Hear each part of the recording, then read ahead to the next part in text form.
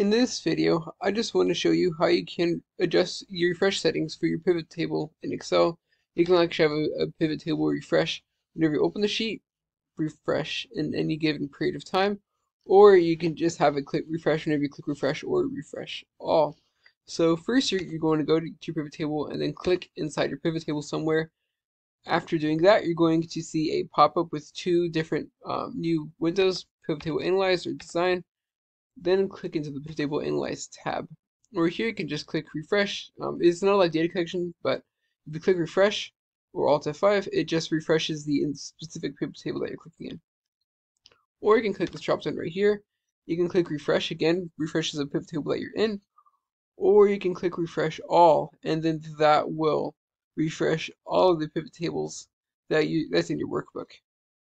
You can adjust refresh settings by clicking connection properties right here. After clicking that, the pop-up menu will come up. It should be under usage right here, and then you can have it your table. I click the checkbox that refresh every however many minutes you want to.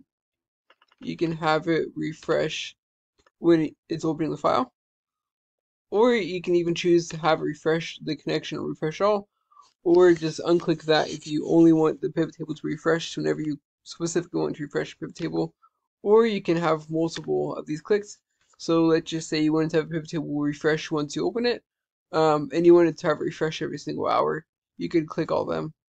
But if you have a pivot table that you say, hey, there's this one pivot table that I just don't want to refresh, whenever I click refresh all, you can uncheck this box right here. So that's it. I hope you found this to be helpful. If you did, like, subscribe, comment. Thank you for watching. Have a great day.